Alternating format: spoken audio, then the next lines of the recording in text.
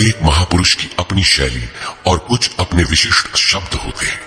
योगेश्वर श्री कृष्ण ने भी गीता में कर्म, यज्ञ, वर्ण, वर्ण संकर, युद्ध, क्षेत्र, ज्ञान इत्यादि शब्दों पर बार बार बल दिया है।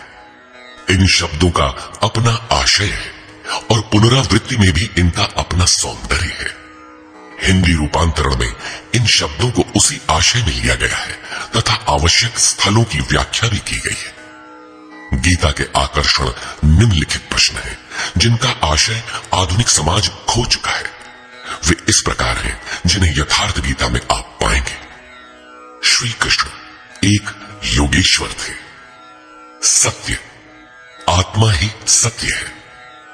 सनातन, आत्मा सनातन है, परमात्मा सनातन है। सनातन धर्म परमात्मा से मिलाने वाली क्रिया है। युद्ध, दैवी एवं आसुरी संपदाओं का संघर्ष युद्ध है। ये अंतःकरण की दो प्रवृत्तियां हैं। इन दोनों का मिटना परिणाम है। युद्ध स्थान, यह मानव शरीर और मन सहित इंद्रियों का समूह युद्ध स्थल है। ज्ञान, परमात्मा की प्रत्यक्ष जानकारी ज्ञान है। योग, संसार के संयोग वियोग से रहित अव्यक्त ब्रह्म के मिलन का नाम योग है। ज्ञान योग, आराधना ही कर्म है।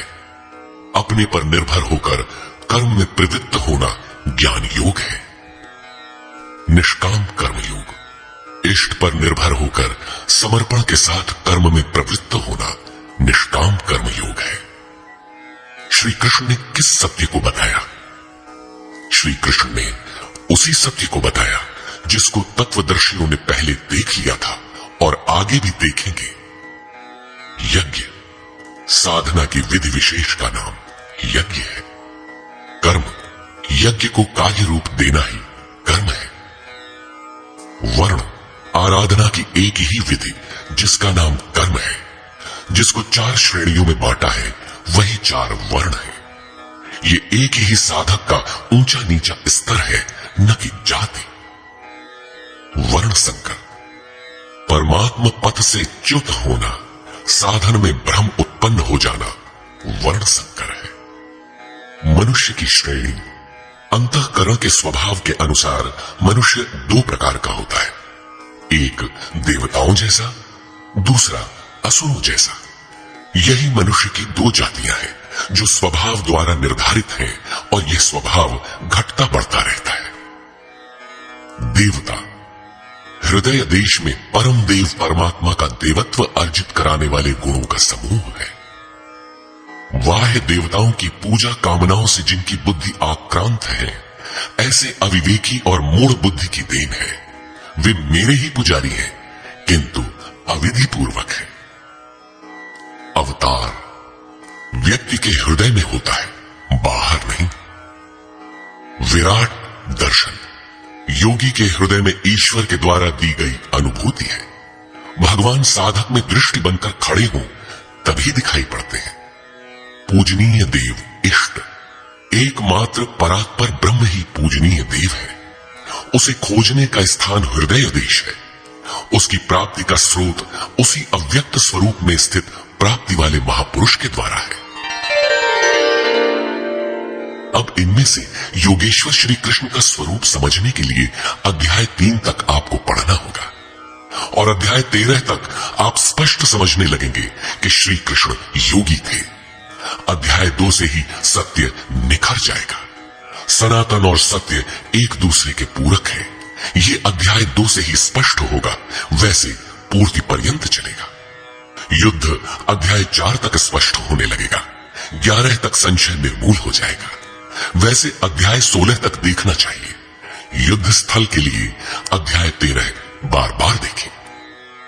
ज्ञान अध्याय 4 से स्पष्ट होगा तथा अध्याय 13 में भली प्रकार समझ में आएगा कि प्रत्यक्ष दर्शन का नाम ज्ञान है। योग अध्याय 6 तक आप समझ सकेंगे। वैसे पूर्ति पर्यंत योग के विभिन्न अंशों की परिभाषा है। ज्ञान योग अध्याय 3 से 6 तक स्पष्ट हो जाएगा आगे देखने की कोई विशेष आवश्यकता नहीं है। निष्काम कर्म योग अध्याय 2 से आरंभ होकर पूर्ति पर्यंत है। यज्ञ आप अध्याय 3 से 4 तक पढ़ें, स्पष्ट हो जाएगा। कर्म का नाम अध्याय 2/39 में प्रथम बार लिया गया है। इसी श्लोक से अध्याय 4 तक पढ़ लें तो स्पष्ट हो जाएगा कि कर्म का अर्थ आराधना भजन क्यों है।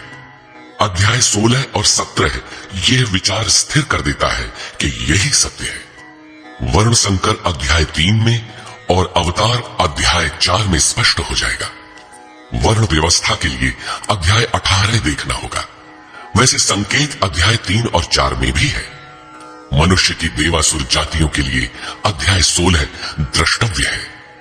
विराट दर्शन अध्याय 10 से 11 तक स्पष्ट हो गया है।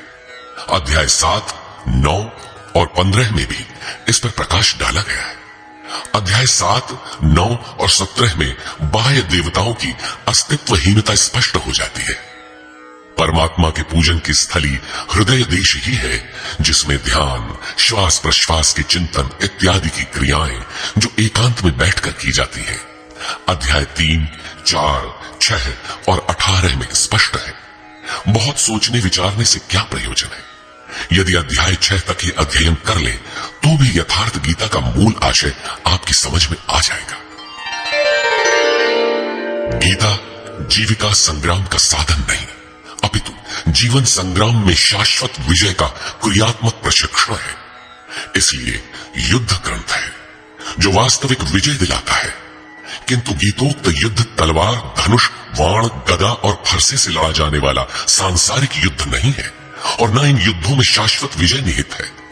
ये सत प्रवृत्तियों का संघर्ष है जिनके रूपकात्मक वर्णन की परंपरा रही है। वेद में इंद्र और वृत्र, विद्या और अविद्या, पुराणों में देवासुर संग्राम, महाकाव्यों में राम और रावण, कौरव एवं पांडवों के संघर्ष को ही गीता में धर्म क्षेत्र और कुरुक्षेत्र, दैवी संपद एवं आसुरी संपद, सजातीय एवं विजातीय, सद्गुण एवं दुर्गुणों का संघर्ष कहा गया है। यह संघर्ष जहां होता है वह स्थान कहां है? गीता का धर्म क्षेत्र और कुरुक्षेत्र भारत का कोई भूखंड नहीं, बल्कि स्वयं गीताकार के शब्दों में इदम शरीरम कौन्तेय क्षेत्र मित्य धीयते। कौन्तेय, यह शरीर ही एक क्षेत्र है जिसमें बोया हुआ भला और बुरा बीज संस्कार रूप से सदैव उगता है।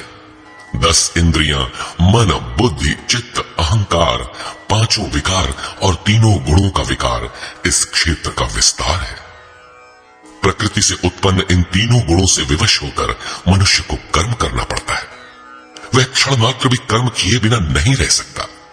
पुनरपि जननम पुनरपि मरणम पुनरपि जननी जठरे शयनम। जन्म जन्मांतरों से करते ही तो बीत रहा है, यही कुरुक्षेत्र है।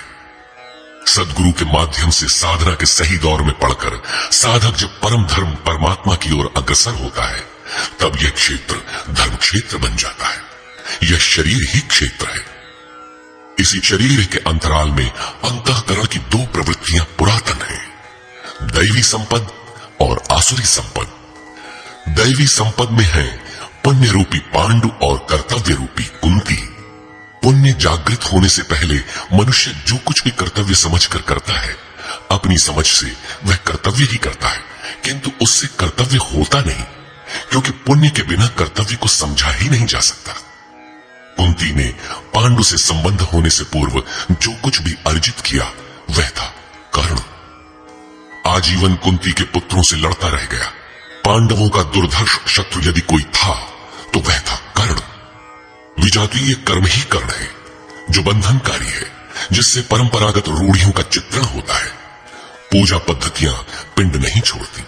पुण्य जागृत होने पर धर्म रूपी युधिष्ठिर, अनुराग रूपी अर्जुन, भाव रूपी भीम, नियम रूपी नकुल, सत्संग रूपी सहदेव, सात्विकता रूपी सात्यकी, काया में सामर्थ्य रूपी काशीराज, कर्तव्य के द्वारा भाव पर विजय कुंती भोज इत्यादि इष्टोन्मुखी मानसिक प्रवृत्तियों का उत्कर्ष होता है, जिनकी गणना 7 अक्षौहिणी है। अक्ष दृष्टि को कहते हैं, सत्यमयी दृष्टिकोण से जिसका गठन है वह है दैवी संपद। परम धर्म परमात्मा तक की दूरी तय कराने वाली ये 7 सीढ़ियां 7 भूमिकाएं हैं, न कि कोई गणना विशेष। वस्तुतः ये प्रवृत्तियां अनंत हैं।